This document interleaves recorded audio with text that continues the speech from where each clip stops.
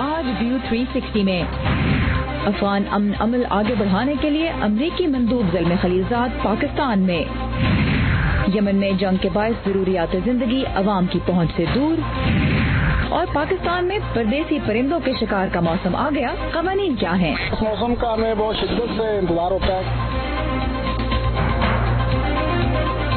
یہ ہے voice of America کی پیشکش ویو 360، میں ہوں آپ کی میزبان سارا زمان۔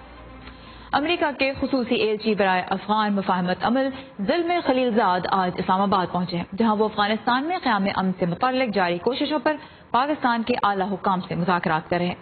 خلیلزاد کا گزشتہ 2 ماہ کے دوران پاکستان کا یہ دوسرا جبکہ خطے کا تیسرا دورہ ہے۔ ایک روز قبل ہی پاکستان کی وزارت خارجہ نے یہ بھی بتایا کہ امریکی صدر ڈونلڈ ٹرمپ نے وزیر اعظم عمران خان کے نام ایک خط لکھا ہے، جس میں انہوں نے افغانستان میں مفاہمت کے لیے پاکستان سے تعاون طلب کیا ہے۔ تو امریکی مندوب کے اس دورے سے وابستہ توقعات کے بارے میں ہم بات کریں گے واشنگٹن کے تحقیقی ادارے ولسن سینٹر سے منسلک جنوبی ایشیائی امور کے تجزیہ کار مائیکل کوگلمن سے۔ Michael, welcome to View 360۔ Let's start with mister Khalilzad's visit. What would you expect can be achieved from this visit given the history? Well, I think the message from Khalilzad will be very clear. He's going to be looking for assurance that Pakistan is going to be trying to help the United States launch peace in Afghanistan. And I think one major focus of this visit will be trying to get a sense as to how willing Pakistan may be to deal with this long-standing presence of the Taliban leadership in Pakistan. That remains a very constant demand of the United States. Alright, so Michael Kugelman کہتے ہیں کہ جہاں تک اس visit کا زلمے خلیلزاد کی اس visit کا تعلق ہے تو ایک تو ان کا پیغام بہت واضح ہے پاکستان کے لیے، وہ یہ دیکھنا چاہتے ہیں کہ پاکستان سے کس حد تک مدد مل سکتی ہے مفاہمتی عمل میں، اور خاص طور پہ امریکہ کا جو موقف اس حوالے سے ہے کہ پاکستان میں طالبان کی اعلیٰ قیادت موجود ہے، اس حوالے سے پاکستان سے کس قسم کی مدد جو ہے وہ حاصل کی جا سکتی ہے، یہی خلیلزاد دیکھنا چاہیں گے۔ Michael, considering the fact that we have already seen the US has established direct contact with Taliban in the Doha office, how much help is needed from Pakistan? Well, you make a very good point. I think it's true that since the US has agreed to talk to the Taliban, which is what the Taliban has always asked for, that I think the US government now sees Pakistan's role as something separate from bringing the Taliban to the table. I think at this point, as I said before, the US wants Pakistan to deal with the issue of the Taliban leadership in Pakistan. The U.S. believes that a peace process with the Taliban will be more successful and effective if this issue of Taliban safe havens in Pakistan can be eliminated and dealt with. Alright, so جہاں تک اس بات کا تعلق ہے، ہم نے Michael Kugelman سے یہی پوچھا کہ جب امریکہ خود براہ راست طالبان سے مذاکرات کر رہا ہے تو پاکستان کا کتنا اس میں رول بچتا ہے، تو وہ کہتے ہیں کہ پاکستان کا رول جو ہے وہ اب ذرا مختلف ہو گیا ہے، اور وہی بات جو ہم نے پہلے بھی کہی کہ پاکستان میں جو امریکہ کے خیال میں طالبان کی لیڈرشپ موجود ہے اس کو ٹیکل کرنا، اس کے ساتھ جس طرح سے بات چیت کرنی ہے، وہ ایسا ایشو ہے جس پہ واشنگٹن اسلام آباد کا تعاون چاہتا ہے۔ And since we are talking about cooperation, we heard about this letter that President Trump had sent yesterday. Now, given the fact that we saw President Trump criticize Pakistan in US media and then on Twitter, and there was this whole war of words, why this letter now? It almost seems like a conflicting approach to an ordinary person. Well, the Trump administration is always so contradictory and conflicting in its policies and its messaging, so it really does not surprise me. But I think the message of this letter is very clear, and that's that the United States still wants to work with Pakistan. Despite all the threats to take a harder line on Pakistan, at the end of the day, the U.S. government still believes it needs Pakistan's help to address peace and reconciliation in Afghanistan. I think that was the main message from this letter. So Michael Kugelman کہتے ہیں کہ جو Trump انتظامیہ ہے اس کے بہت سے policy کے معاملے میں بہت سے اختلافات، بہت سے جو کانفلکٹنگ اپروچ ہے وہ نظر آتی ہے، اور وہ اس خط کو اور جو ٹویٹر پہ اس سے پہلے جو بیان بازی کا سلسلہ تھا اس کو اسی تناظر میں دیکھنے، لیکن ان کا کہنا ہے کہ خط کا جو کہہ لیجیے کہ مفہوم ہے اور جو پیغام ہے وہ بہت واضح ہے کہ بہرحال واشنگٹن جو ہے وہ اسلام آباد کے ساتھ مل کے کام کرنا چاہتا ہے۔ And last but not the least, PM Khan yesterday said in an interview with Pakistani media that he and the Pakistani establishment, the military, they're all on the same page. As far as foreign policy and especially the process in Afghanistan is concerned, what does this mean?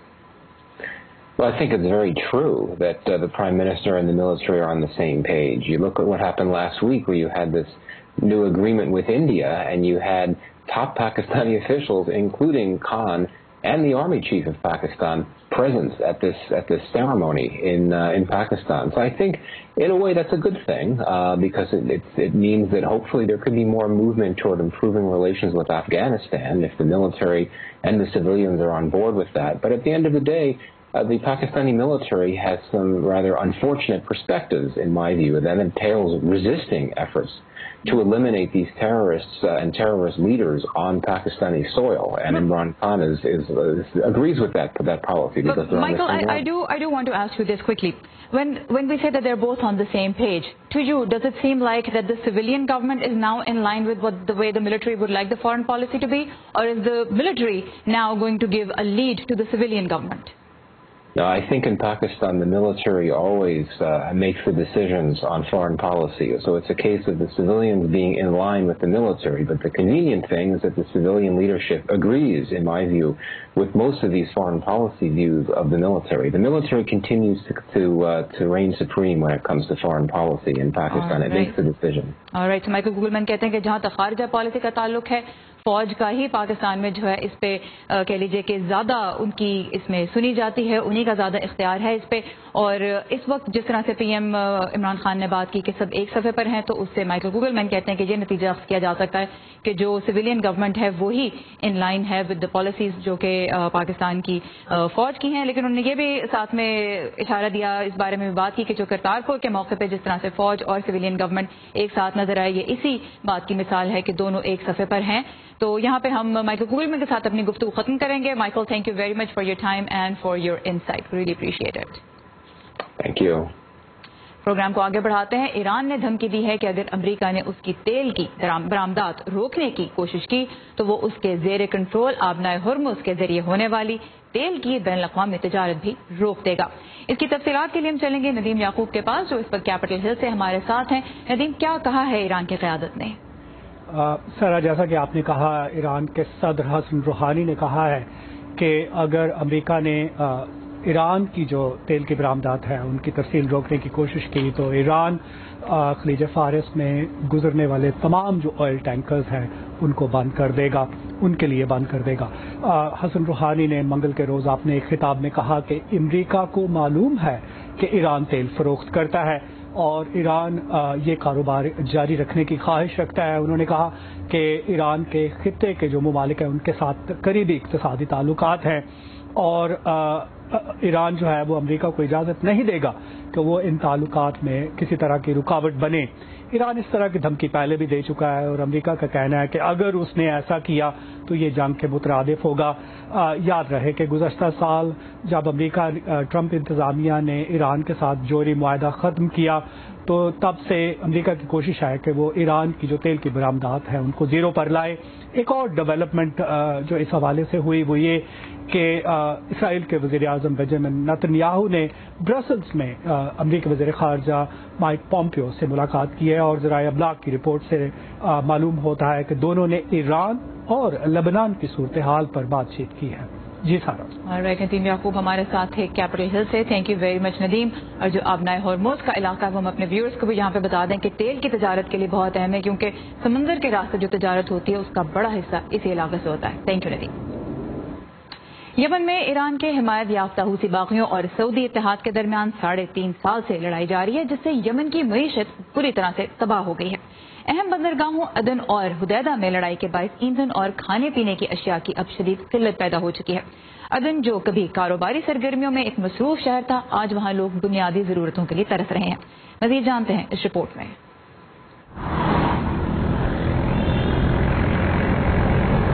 Nashwan साद का ताल्लुक जुनूबी Yemen से है. ये taxi चलाते हैं. इस वक्त ये एक सरकारी पेट्रोल पंप पर अपनी गाड़ी के लिए पेट्रोल खरीदने के इंतजार में है. यमन में पेट्रोल पंप्स पर कई किलोमीटर तक लंबी लाइनें मामूल बन चुकी हैं. कभी कभी तो शहरियों को कई दिन तक इंतजार करना पड़ता है. ये लंबी लाइनें इस बहरान की वजह से हैं. मुझे इस लाइन में खड़े 4 दिन गुजर चुके हैं. इसके बावजूद इस बात की कोई खबर नहीं कि पेट्रोल मिलेगा या नहीं. यमन के शहर अदन में तेल की कीमतें आसमान को छू रही हैं. जिसकी वजह तेल की किल्लत और महंगाई में इजाफा है। 58 साला माहीगीर मोहम्मद सोलेह कहते हैं कि कश्ती के तेल पर उनकी आधे दिन की आमदन से भी ज्यादा लग जाता है। जिस तरह आज के दिन मैंने 30,000 रियाल की मछली फरोख्त की है, 20,000 रियाल सिर्फ तेल की मद में चले जाएंगे और मेरे पास सिर्फ 10,000 रियाल बचेंगे, जिसमें से मुझे मुलाजमीन की उजरत भी देना होगी। यमन में $1 की कीमत तकरीबन 250 रियाल है।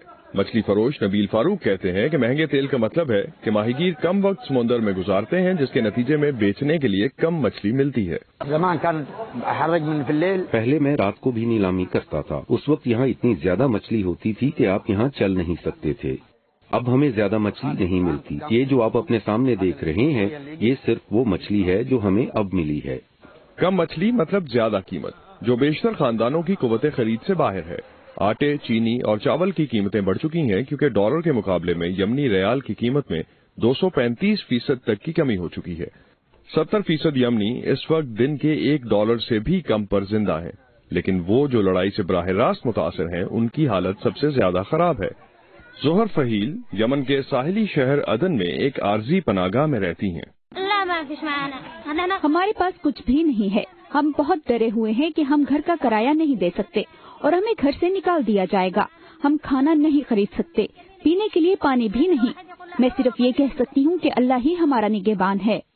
अक़वाम मुत्तहिदा ने खबरदार किया है कि आने वाले महीनों में खाने पीने की बढ़ती हुई कीमतों की वजह से यमन की आधी आबादी कैद साली का शिकार हो सकती है। इमदादी तंजीमों का कहना है कि उन्हें खुराक की कमी को पूरा करने के लिए कम से कम कुछ महीने दरकार होंगे। तब तक यमन में लड़ाई से शदीद मुतासिर होने वालों के लिए शायद बहुत देर हो चुकी हो। नेहा वाडेकर के साथ Asadullah Khalid, voice of America.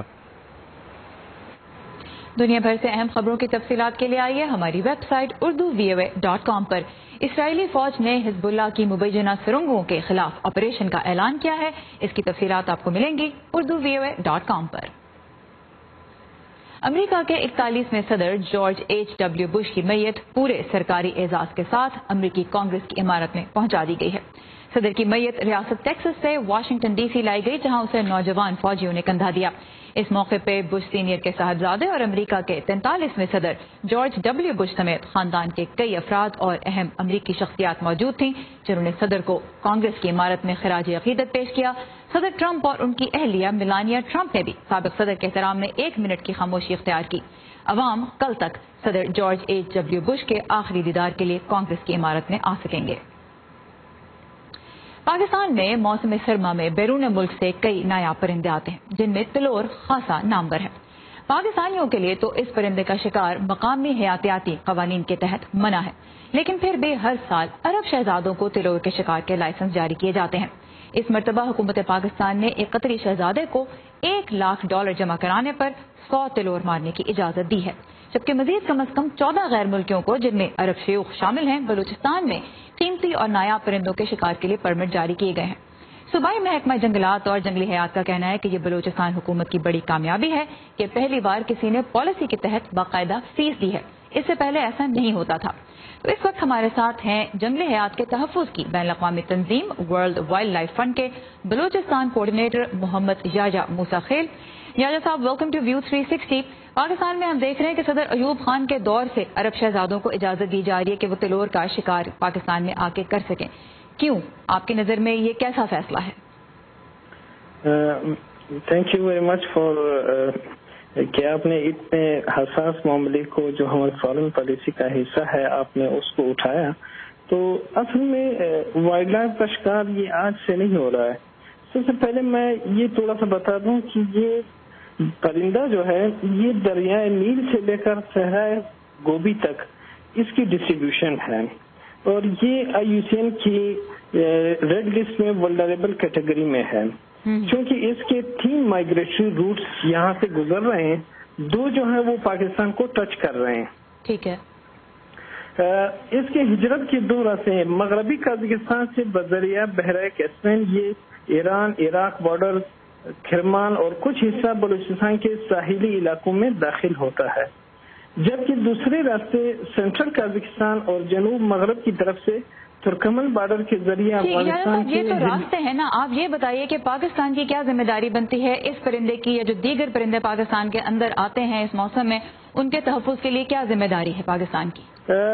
Pakistan इस बार पाकिस्तान की तो ये जिम्मेदारी है कि वो इसको फुल प्रूफ सिक्योरिटी दे, इसकी प्रोटेक्शन के लिए काम करे, इसकी हैबिटेट इम्प्रूवमेंट को डिस्टर्ब होने से बचाए, क्योंकि ये साइटीज के एक्ट के अंदर आ रहा है। ठीक है, अब ये मुझे बताइएगा, ये बताइए इजाज़त साहब कि शिकार होता रहा। बिल्कुल, जैसे हमने जी हमने जिक्र भी किया कि अयूब खान सदर के दौर से ये हो रहा है पाकिस्तान की हुदूद के अंदर।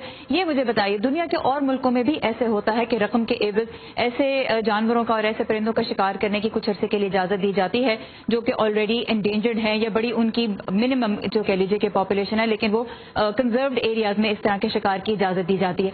ये बताइए, $1 लाख के एवज अगर 100 तिलोर मारने की इजाजत मिलती है तो इससे पाकिस्तान में जो तिलोर की अफजाइश नस्ल है, क्या उसको प्रोटेक्ट किया जा सकता है? क्या उसका तहफ़्फ़ुज़ हो सकता है? एग्जैक्टली, आपने अच्छा एक क्वेश्चन किया। पूरी दुनिया में एक सिस्टम है ट्रॉफी हंटिंग जिसको कहते हैं, तो इसको इस बार पहली मरतबा जो मैं आपको जिक्र कर रहा हूँ कि बलूचिस्तान वाइल्ड लाइफ एक्ट बना 2014 में। उस एक्ट में बाकायदा तौर से इस जानवर को शामिल किया गया कि ये मारा जाता है, तो इसकी सस्टेनेबल मैनेजमेंट के लिए उन्होंने एक फीस रख दी। बाकायदा वो प्रोविंशियल असेंबली से उसकी वेटिंग हुई, और ये कि जो भी यहाँ पे शिकार करने आएगा और वो एक जो है 10 मिलियन रुपीस पाकिस्तानी वो जमा करेगा एक बैग, मतलब बैग मीन्स 100 बर्ड्स। ठीक है। तो इसके लिए जब ये मैनेजमेंट के लिए पहले ये पैसे नहीं लिए जाते थे, अब ये इनकी हैबिटेट इम्प्रूवमेंट, क्योंकि बढ़ती हुई जो पाकिस्तान की आबादी है और उसके साथ साथ जो इकोनॉमिक एक्सपेंशन है, उसकी वजह से काफी इफेक्ट थे।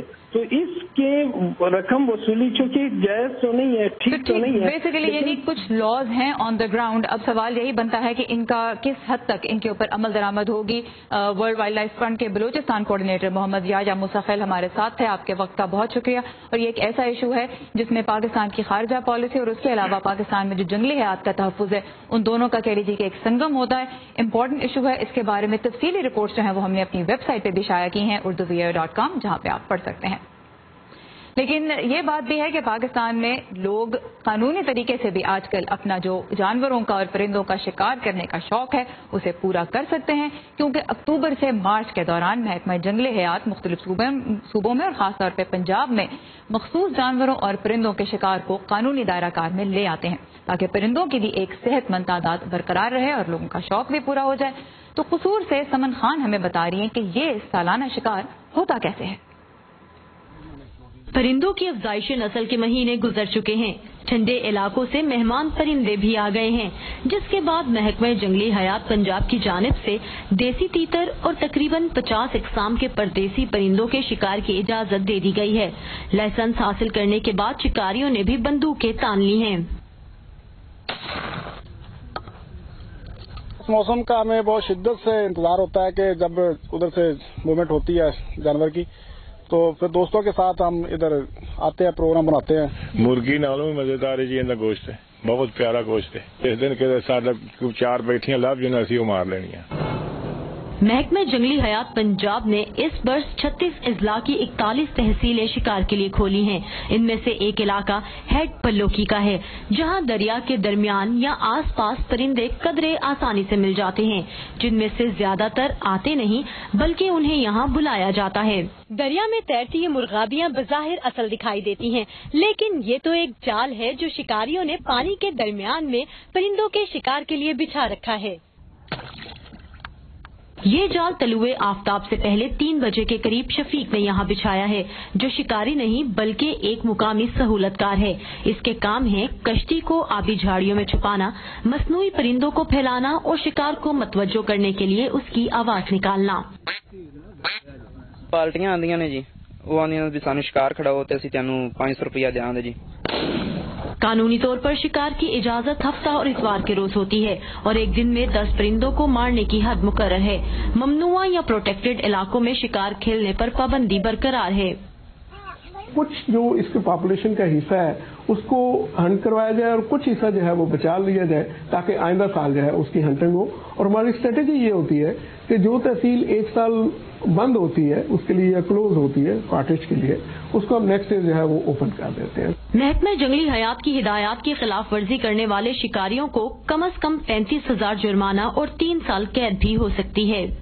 कोई मुखबर अतला देता हम जाके कार्रवाई कर। अदालत टाइम है तो फिर हम अदालत में लेके जाएंगे, अदालत टाइम खत्म है तो फिर हम उसको थाने राहदारी पे बंद करें। लाइसेंस गन्ना लेके आ जाओ। वाजिया हिदायत के बावजूद कानून की खिलाफ वर्जी भी की जाती है। 103 तहसीलों में वसी पैमाने पर फैले जंगलात में जंगली हयात के तहफ्फुज के लिए सिर्फ 920 वाइल्ड लाइफ वॉचर्स हैं। मोटरसाइकिल और कश्ती जैसी दीगर बुनियादी सहूलतों के बगैर काम करती टीम कानून तोड़ने वालों को पकड़ने में कभी कामयाब तो कभी नाकाम होती है। समन खान, वॉइस ऑफ अमेरिका, कसूर। और अब कुछ बात करते हैं सेहत की। HIV एड्स से जुड़ा स्टिग्मा या शर्मिंदगी का एहसास इस मर्ज के इलाज की राह में एक बहुत बड़ी रुकावट है। ये मनफी रवैया दुनिया के बहुत से मुल्कों में ही पाया जाता है, अमेरिका में भी। इसे दूर करने की कुछ कोशिशों के बारे में आज हमारे लिए रिपोर्ट लेके आई हैं फायजा बुखारी। 1998 में जनूबी अफ्रीका में गुगु जलामीनी नामी एक खातून उस्ताद को एक पहाड़ी से धक्का देकर हलाक कर दिया गया। I got a message. मुझे एक पड़ोसी की जानिब से पैगाम मिला कि आकर अपने कुत्ते को ले जाओ। हमने इसका काम तमाम कर दिया है। ये वो लोग थे जिन्होंने मेरी माँ को पहाड़ी से धक्का देकर मार दिया था। Thrown down the cliff.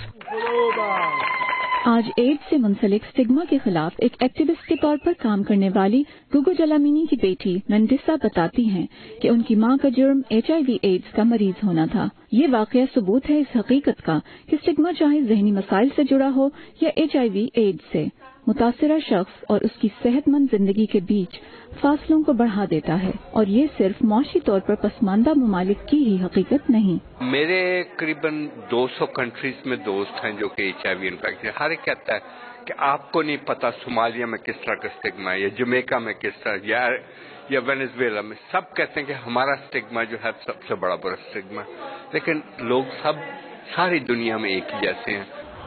लोग सारी दुनिया में एक ही जैसे हैं, अमेरिका में भी। इसीलिए डॉक्टर सुहेल राना अमेरिकी दारुल हुकूमत की हार्वर्ड यूनिवर्सिटी में पिछले 8 सालों से HIV एड्स और दूसरी बीमारियों और उनसे मुंसलिक स्टिग्मा के बारे में आगाही फैलाने के मकसद से एक इंटरनेशनल कॉन्फ्रेंस का इनेकाद करते आए हैं। किसी भी दूसरे माशरे की मानिंद अमेरिका में भी एड्स जैसे मर्ज और इसके मरीजों से जुड़े स्टिग्मा की बड़ी वजह आगाही की कमी का होना है। बहुत से लोग ये कहते हैं कि अगर आपको एड्स है तो जरूर आप गैर इस्लामी सरगर्मियों में मुलव्वस रहे होंगे। हमारा मजहब इस्लाम तो मोहब्बत और रवादारी सिखाता है। मैं एक मुसलमान भी हूँ और एक का इंतखाब करना जरूरी नहीं। कॉन्फ्रेंस में औरों के साथ एड्स से मुतासरा मुसलमान अमरीकी और उनके लिए काम करने वाली तंजीम रहमा के नुमाइंदे भी शरीक थे। हम बुनियादी तौर पर मुसलमानों में एड्स के स्टिग्मा के खिलाफ आगाही फैलाने का काम कर रहे हैं, जिसके लिए हम वर्कशॉप्स करते हैं और मसाजिद में जाकर बुनियादी बातों का शऊर उजागर करते हैं, जैसे HIV और एड्स क्या है। महज़ब मुआशरे तमाम अफराद को साथ लेकर चलते हैं, ख्वाह किसी को जहनी बीमारी हो या फिर जिस्मानी। नफरत बीमार से नहीं बल्कि बीमारी से की जानी चाहिए। और यही पैगाम हार्वर्ड यूनिवर्सिटी में होने वाली इस नशिस्त और अमेरिका भर में इस हफ्ते एड्स के हवाले से होने वाले दीगर बहुत से इवेंट्स का भी है। Faiza Bukhari, voice of America, Washington.